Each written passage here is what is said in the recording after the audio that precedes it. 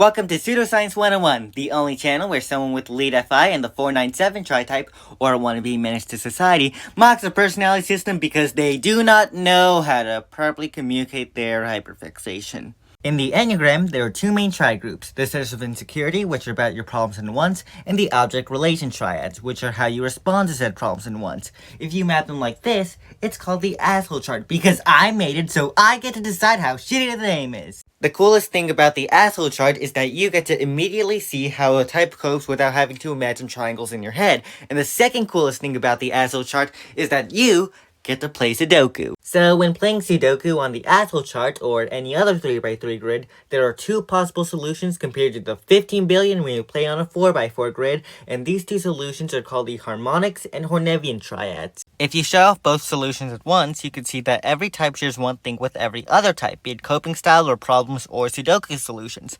However, this doesn't change the fact that the asshole chart sucks ass at this kind of information because it was only made for the centers of insecurity and object relations triads. So while playing Sudoku with the enneagram is fun, you need to grow the fuck up because you're gonna be made fun of if you need to play Sudoku every time before you say 8 is part of the... Hold on. Reactive and assertive triads. So how do you find all four triad groups? To find the object relations triad, just find any equilateral triangle. It's impossible to mess up because no matter where you start, you're going to get one of the three possible solutions unless you're that moronic piece of shit Alvin from my 8th grade science class. Fuck you, Alvin.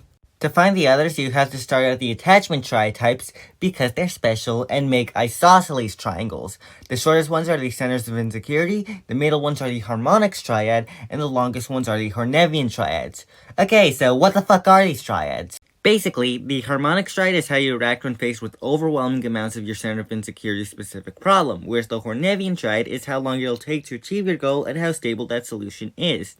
If that doesn't help you remember which is which, the harmonic triad is how you react when you come to harm, and the hornevian triad... Fuck you, the mnemonic works. I say it does. Starting with the harmonics triads, you have the reactive triad, 4, 6, and 8, the positive triad, 2, 7, and 9, and the competency triad, 1, 3, and 5. Let's use the anger triad as an example. The anger triad's problem is that some piece of shit person or institution exists and is in your way and keeps bitching about how Oreo ice cream are not a real food, and is trying to make you eat your fucking vegetables. With 8 being part of the reactive triad, it doubles down on their want and aggressively reacts against the piece of shit, doing whatever it takes to get the asshole to give up and let them eat the Oreo ice cream. However, 9, which is in the positive triad, would only imagine doing that, letting go of their desire for Oreo ice cream instead of gripping tighter. This does not mean they're happy, they're just suppressing their rage because they don't want a fucking problem. The competency triad has a misleading name, as it's a lot more focused on picking and choosing what to react to than making the right choice.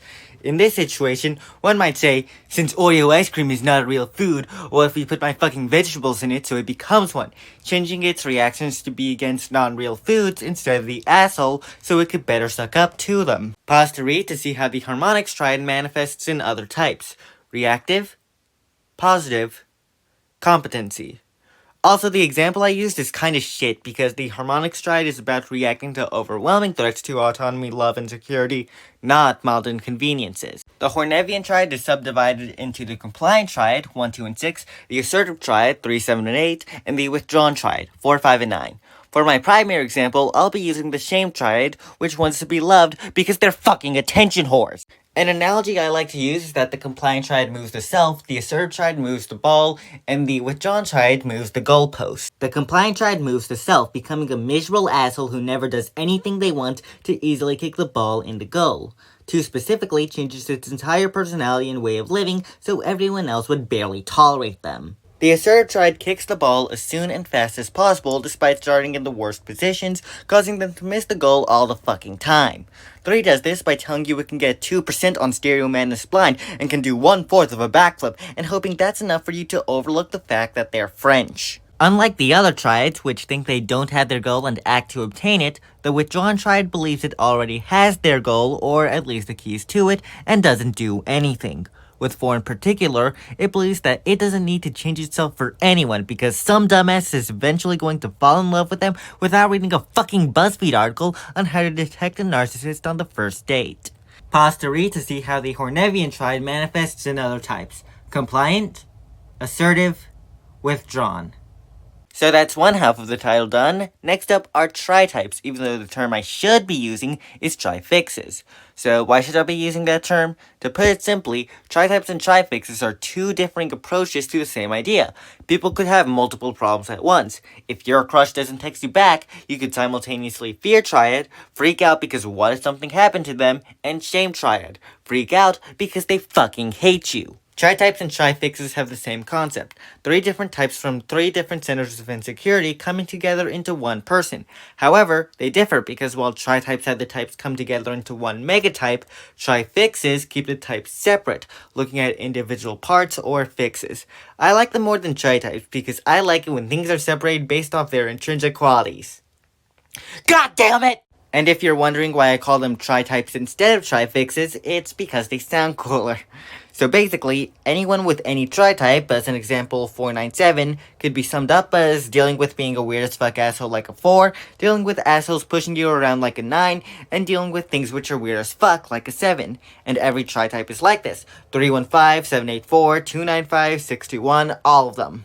After listening to that, you might be content and feel like you know everything about tritypes, but that's only if you're a fucking loser. There's always a question you could ask, and the question you could ask now is, why do some types go before others in tritypes? And that's a really great question. Types which are further left have more intense and urgent reactions, with the type furthest to the left as your base type. So a 497's first priority would always be, I want to be loved without having to actually do anything which makes me worthy of love, because they are a 4.